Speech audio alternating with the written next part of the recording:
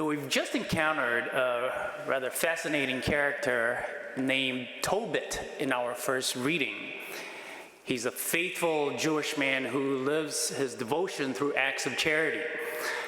And even without the benefit of Jesus' teaching, Tobit instinctively did things that exemplified righteousness and mercy.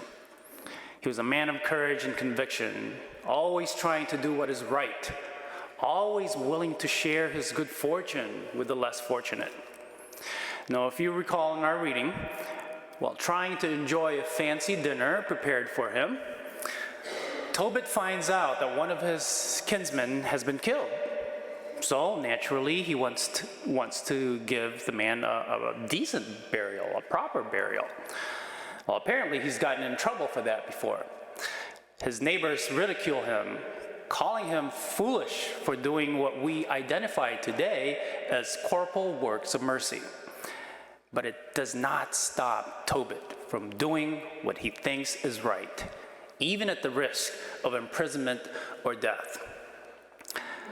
The great Martin Luther King Jr. once said, "There comes a time when one must take a position that is neither safe, nor political, nor popular, but he must take it because conscience tells him it is right."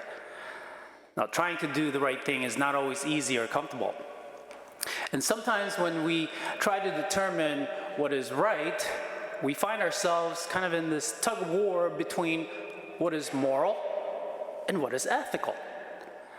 So it's really important that we know the distinction between the two, between moral and ethical actions.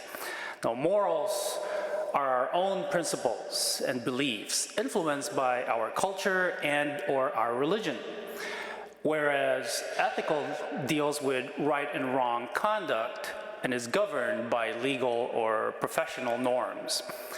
Hence, a moral action can be unethical, and vice versa. An ethical action isn't always moral. So how do we determine what is ultimately right? Well, first of all, every human being has a conscience which has been placed there by God. It is a sense of right and wrong that all of us have. And we're blessed with Scripture, which contains God's standard for right and wrong. So just look to Jesus, because he sets a very high standard of conduct for both private and public life. He makes it very clear that we must extend our Christian love to people of all races, religions, economic or social backgrounds, etc. And yes, that includes people that we may disagree with on certain issues, and people we just simply find hard to love. So if we just remember the Lord's golden rule and the greatest commandment, and if we just make it our goal to seek God and honor him in everything we do, well, we shouldn't have any difficulty determining what is right and what is wrong. And we can walk freely without regret, no matter the results.